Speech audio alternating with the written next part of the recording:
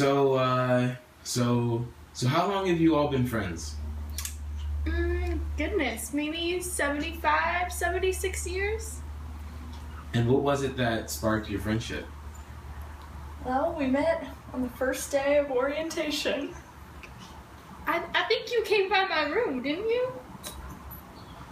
Nice. And can you describe some of the dynamics of your friendship as it developed when you were younger? Oh, well, when we were younger, I don't know if we were that close when we were younger. Muriel's always had an old soul. It's hard to relate to her. Were there any funny stories or anything that, you know, encapsulates your friendship that you can think back to? Oh, when we were kids, we had some characters in our group. Oh, yes. What was her name? Oh, you remember Angelina? Angelina. Oh, man, she was always a wild card. Really? And what was Angelina like? I see it's kind of funny. So what's going on with you? Just don't even. Why? What happened? Okay, so you know how I told you I caught my dad with Cheryl the other week? So my mom found out, and now she wants a divorce, and now she's bitching at me because she's like, it's my fault for not telling her. And I was like, ew, why would I tell you about that? Wow, that sounds like a really rough situation. Can I offer you something to ease your pain? No, ew. Hey, guys. Sorry I'm late. I brought some chips. Hey, you look might have some. excited. Yeah, that was part of the reason I was late. I'm kind of seeing someone now. His name is Dante. He's amazing. I swear we're gonna get married one day. Yeah, marriages end, like 2/3 of them, like 3/4 of them, like all of them. Wow, no chips for you then. Well, I'm really happy for you. Do you want to celebrate? No, okay, I'm done. So whatever happened to that other girl? What was her name? Who, Kelly? Well, I guess you could say it all started at my engagement party. What a great party. I know, it was really fun. It's kind of a shame that Kelly couldn't make it, though. Knock, knock, bitches. Kelly, Kelly! Happy engagement. Kelly, are you drunk again? I brought you guys up. I brought you. Happy engagement. Kelly, this is really inappropriate. This was a big day for Betsy. What do you mean inappropriate? I brought the fun. I'm here. Kelly, is this empty? Or almost empty?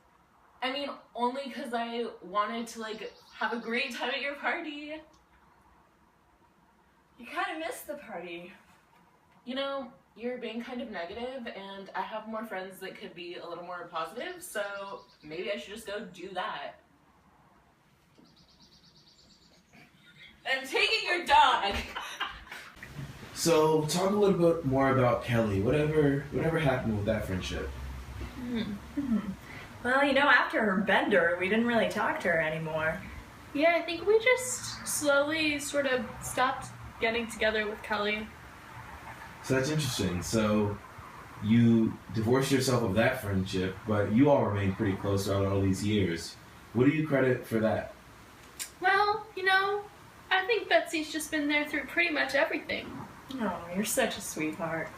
Muriel's been there too, you know, after Dante's death, things were pretty rough, and, you know, raising the kids, getting them off to college.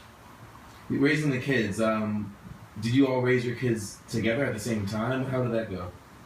Yeah, we started families around about the same time. You know, first I had my Janet, then you. Then, yeah. I can see the affection in your relationship. So it's obvious that experience together was really formative for both of you. If you ever look back on, you know, your friendship when you were children versus how you've raised your own kids, do you have any reflections on that? Well, I don't know. I think it's interesting. I see a lot of ourselves in our kids. For sure. And in our dogs, too. Did your dog kind of keep you company after the passing of your husband? Yeah, she's been through it all with me, through thick and thin, just like Muriel over here. Well, it definitely seems like you all have a great friendship, and you know, I definitely feel like I have the pleasure of interviewing you, and that I've even learned a lot from this interaction. So thank you all very much. Oh, you're so Aw. sweet. So Kelly, describe your relationship with Muriel and Betsy. Our relationship was really interesting. We were very close as teenagers, but growing up we had varying interests. I was more into the party scene, they were more into the maturing scene, and upon reflection, they definitely did it right, and it just took me longer to get where I am today.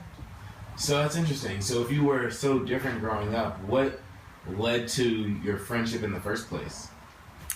Well, we went to a kind of small high school, so I think really it was just the circumstances that brought us together, but I'm glad that I met them because they showed me what maybe I should have been doing, and clearly I just wasn't at that space in my life at that time. So they told me a little bit about the disillusion of your friendship. So what do you think led to that? Well, I think I just cared about alcohol more than them. I think that's really what it came down to. Wow. But luckily, I went to treatment and I've been sober for 30 years. Wow, congratulations. Thank you. No, honestly, that's a great accomplishment. But do you mind going back to that point in your life? Can you talk a little bit about your relationship with alcohol and how it developed over time? Sure. I think in high school, kids get they do some risky behavior and they don't really know what that means. And I unfortunately got pulled into the alcohol and didn't realize that it was wrong until I saw more of the world after high school and saw that not everyone was doing the same thing as me. And final question on the alcohol, what do you think allowed you to start to get over it? And do you credit anything else with you becoming sober?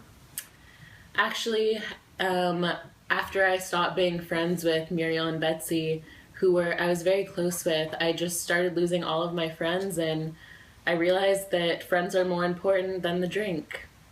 So that I turned it around. Thank you very much. Appreciate it. Thanks. So, tell me about your relationship with Muriel and Betsy. Well, I think we were just in different stages of adolescence. I was really going through the angst identity phase at the time, and they were just more into exploring their options, and I just wanted to refocus my pain and just decided friends weren't really what I needed. Yeah, I know that you went through a tough divorce. You were in your teens and your parents broke up, and so what was that like for you? I think I just isolated myself. I kind of took it the wrong way, and it was just so hard for me to see them happy that I just poured all of my anger into getting really good grades and just decided that, getting a career was going to be easier. Yeah, I remember, it seems like, I don't want to say that the divorce was ever a good thing, but it seems like it focused you in a way. And so, how has that focus on your career gone, since you've decided to make that choice?